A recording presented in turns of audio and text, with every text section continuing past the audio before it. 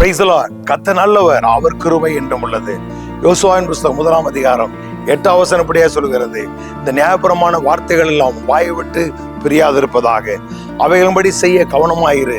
அந்த வார்த்தையை எப்பொழுதும் தியானித்து கொண்டே இரு, அப்பொழுது வழிகளெல்லாம் வாய்க்கும் என்று சொல்லப்பட்டிருக்கிறது. இன்னொரு மொழியாக்க அப்படியே சொல்லுகிறது, வார்த்தையை தியானித்து கொண்டே இரு, அப்பொழுது உன் பாதையெல்லாம் செழிப்பாக்குவாய், உனக்கு நல்ல வெற்றி கிடைக்கும் என்று சொல்லி. ஆம்பரியமானவர்களே, கர்த்தருடைய வார்த்தையை எடுத்து உங்கள் நாவிலே வைத்து நீங்கள் பேசிக்கொண்டே இருங்கள். பிரச்சனைகளுக்கு மத்தியிலே, நெருக்கத்தின் மத்தியிலே வார்த்தையை நீங்கள் பேச பேச பேச நீங்கள் போகிற வழியெல்லாம் செழிப்பாகும். உங்கள் வாழ்க்கையிலே சாதாரண வெற்றி அல்ல, நல்ல வெற்றியை நீங்கள் காண்பீர்கள், நல்ல உயர்வை காண்பீர்கள். உங்க வாழ்க்கையிலே கடவுள் வைத்திருக்கிற அந்த நல்ல மேன்மையை காண்பீர்கள். நிச்சயம் நடக்கும். கர்த்தருடைய வார்த்தை உங்க வாழ்க்கை நிறைவேறும். அவன் உங்களுக்காக நான் ஜெபிக்கிறேன்.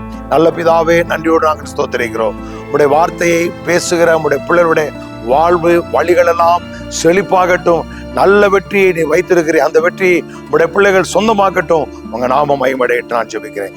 இயேசு கிறிஸ்துவின் நாமத்தில் ஜெபிக்கிறோம் நல்ல பிதாவே, ஆமென். God bless you.